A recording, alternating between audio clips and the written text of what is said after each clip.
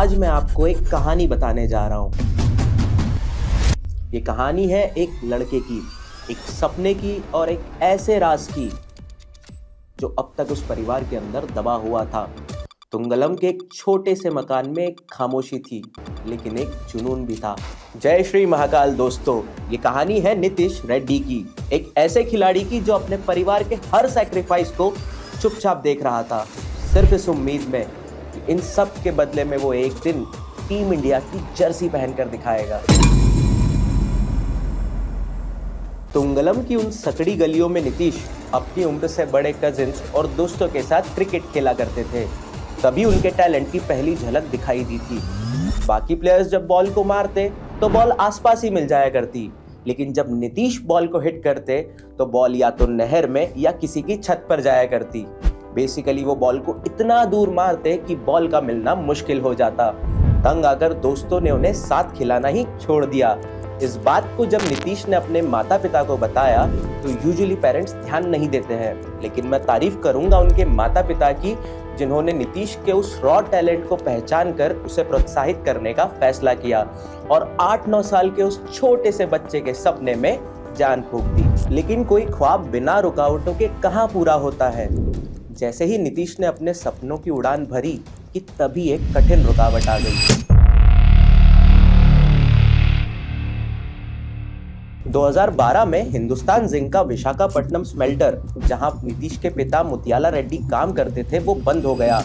अब उनके सामने दो रास्ते थे, या तो नौकरी बचाएं और परिवार को लेकर उदयपुर चले जाएं, लेकिन उदयपुर चले गए तो भाषा और कल्चर के डिफरेंस से बच्चे का करियर नहीं बन पाएगा, या फिर दूसरा रास्ता कि नौकरी छोड़े और करे नीतीश के सपने पर मेहनत। इस समस्या को लेकर वो अपनी पत्नी और नीतीश की मां मनासा रेड्डी के पास गए और उनसे कहा कि अगर हम नीतीश के सपने को साकार करना चाहते हैं तो हमें साधारण जिंदगी के लिए तैयार रहना होगा। हो सकता है हमें छोटी छोटी जरूरतों के लिए भी संघर्ष करना पड़े। उनकी पत्नी ने कुछ नहीं कहा, बस हामी भर दी। पत्नी से सहमति पाकर उन्होंने रिटायरमेंट ले लिया, लेकिन इस फैसले के बाद आपसी रिश्तेदारों से उन्हें आलोचनाओं का सामना करना पड़ा। लोग कहते रहे कि उन्होंने खुद का करियर दांव पे लगाकर नीतीश के करियर को चुनने का गलत फैसला किया है, लेकिन मुतियाला रेड्डी अपने बच्चे के सपने के लिए लिए गए फैसले के साथ डटे रहे। धीरे धीरे नीतीश ने आंध्र प्रदेश के डोमेस्टिक सर्किट में अपना नाम बनाना शुरू किया। उनकी कड़ी मेहनत और शानदार खेल की वजह से उन्होंने डोमेस्टिक सिलेक्टर्स का ध्यान अपनी ओर आकर्षित किया और आंध्र प्रदेश की अंडर 16 टीम में उनका सिलेक्शन हो गया। अब यहाँ से नीतीश को एक बड़े क्रिकेटर बनने का रास्ता और भी क्लियर दिखाई देने लगा। नीली जर्सी के सपने के साथ अब एक छोटे से ख्वाब ने और नीतीश की आंखों में जगह बना ली थी। वो था घर में एक ट्रॉफी कैबिनेट का होना, क्योंकि किराए के घर में रहने के कारण उन्हें कील तक ठोकने की इजाजत नहीं थी। नीतीश की इस इच्छा ने उनके पिता के दिल को छू लिया और उन्होंने 2018 में बीसीसीआई के द्वारा मिली 2 लाख रुपए की आर्थिक मदद से घर बनाने का फैसला किया।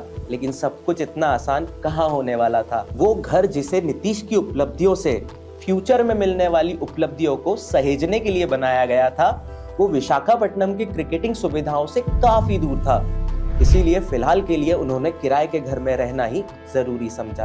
अगर हम ये सोच रहे हैं कि यहाँ से नीतीश के करियर को ऊंचाइयां मिलना शुरू हो गई थी, तो हम गलत हैं। इस कहानी में नीतीश के लिए एक नया सेटबैक इंतजार कर रहा था।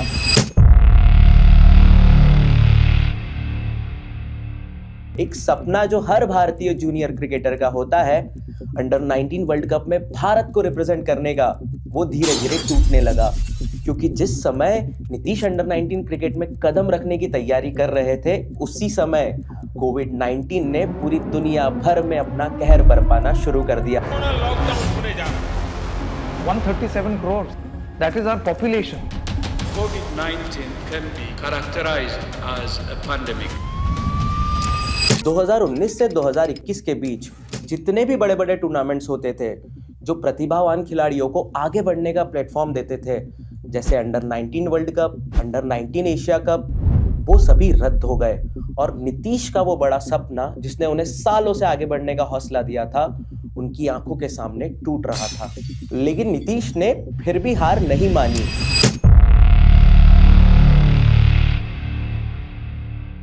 इस ठहराव के बीच उन्होंने अपनी मेहनत जारी रखी। मानो वो किस्मत को ये दिखाना चाहते हो कि उनके सपनों की उड़ान किसी टूर्नामेंट के होने या ना होने पर निर्भर नहीं थी। उन्होंने बेइंतहा डेडिकेशन और डिटर्मिनेशन के साथ खुद को और मजबूती से तैयार करना शुरू कर दिया। जैसे जैसे कोविड-19 का असर कम होने लगा, डोमेस्टिक टूर्नामेंट्स फिर से शुरू होने लगे। नीतीश को भी जो मौके मिले, जहां मौके मिले, उन्होंने दमदार परफॉर्मेंसेस की और सिलेक्टर्स को मजबूर किया कि वो उनकी तरफ ध्यान दे। फिर आया 2023 ऑक्शन का समय, जो नीतीश और उसके परिवार के लिए एक नई उम्मीद की किरण लेकर आया। सनराइजर्स हैदराबाद ने उन्हें उनकी बेस प्राइस 20 लाख रुपए में खरीदा। अब ये नीतीश के लिए अपनी प्रतिभा दिखाने का सबसे सुनहरा मौका था। जैसे जैसे उन्हें मौके मिले, उन्होंने आईपीएल में पूरे भारत का ध्यान अपनी ऑलराउंड स्किल्स से खींचना शुरू कर दिया।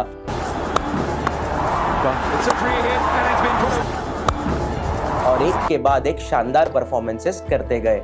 अब कहीं जाकर करिश्मों का दौर शुरू हुआ था और रणजी ट्रॉफी में हैदराबाद के खिलाफ नीतीश की 159 रन्स की इनिंग्स ने उनके टेम्परामेंट, टेक्निक और वेरियस शॉट्स खेलने की क्षमता से पूरे भारत के डोमेस्टिक सर्किट को अवगत कराया। भारतीय सिलेक्टर्स जो हार्दिक पांड्या का सब्स्टिट्यूट विजय शंकर, शिवम दुबे और वेंकटेश अय्यर के रूप में ढूंढ रहे थे, अब उन्हें वो सारी क्वालिटीज नीतीश रेड्डी में नजर आने लगी थी। फिर 2024 में वो पल आया जिसका सभी को इंतजार था। भारत और वेस्टइंडीज के बीच होने वाली T20 सीरीज के लिए नीतीश रेड्डी का सिलेक्शन हुआ। लेकिन इस परिवार की मेहनत और संघर्ष की कहानी में एक ऑब्स्टेकल और बाकी था। वेस्टइंडीज के खिलाफ सीरीज शुरू होने से पहले ही ट्रेनिंग के दौरान नीतीश इंजर्ड हो गए, जिससे नीली जर्सी के वो सपने को अभी और इंतजार करना पड़ा। नीतीश अपनी रिकवरी और रिहैब के लिए जी तोड़ मेहनत करने लगे। शाहरुख खान की एक मूवी में वो डायलॉग था ना कि किसी चीज को सच्चे दिल से चाहो तो पूरी कायनात उसे तुमसे मिलाने की साजिश में लग जाती है। इस लड़के में भी वैसा ही जुनून साफ दिख रहा था। 2024 में ही बांग्लादेश के खिलाफ होम T20 सीरीज में नीतीश रेड्डी का फिर से सिलेक्शन हुआ। सालों के संघर्ष के बाद भारत के लिए खेलने का मौका मिला। जो सपना 8-9 साल की उम्र में देखा था, वो सच हो रहा था। दिल्ली में डिफिकल्ट सिचुएशन में नीतीश भारत के लिए खेलने उतरे और एक match winning aggressive half century बनाकर उन्होंने पूरी दुनिया को दिखा दिया कि जिस हार्दिक पांड्या के सब्स्टिट्यूट की तलाश आप पूरे भारत में कर रहे थे, उसका नाम है नीतीश रेड्डी। दोस्तों, नीतीश की कहानी एक इंस्पिरेशन है उन सभी बच्चों के लिए जो क्रिकेट ही नहीं बल्कि किसी भी फील्ड में आगे बढ़ना चाहते हो कि सपनों को हासिल करने में कठिनाइयां तो आएंगी, लेकिन आपको ये जानना होगा कि उनको फेस कैसे करना है, आपको निराशाओं को कैसे संभालना है और छोटी छोटी सफलताओं को किस तरीके से वैल्यू करना है। और आखिर में एक बात याद रखें, आपके हाथ में सिर्फ एक चीज है और वो है मेहनत करना। मेहनत करते रहिए। बड़े बुजुर्ग गलत नहीं कहे गए कि मेहनत कभी व्यर्थ नहीं जाती। वीडियो अच्छा लगा हो तो चैनल को सब्सक्राइब करिए और अगर आप कोई भी क्रिकेट रिलेटेड स्टोरी फैक्ट्स के साथ जानना चाहते हैं तो हमें कमेंट बॉक्स में जरूर बताएं। वीडियो अच्छा लगा हो तो चैनल को सब्सक्राइब करिए और अगर आप कोई भी क्रिकेट रिलेटेड स्टोरी फैक्ट्स के साथ जानना चाहते हैं तो हमें कमेंट बॉक्स में जरूर बताएं।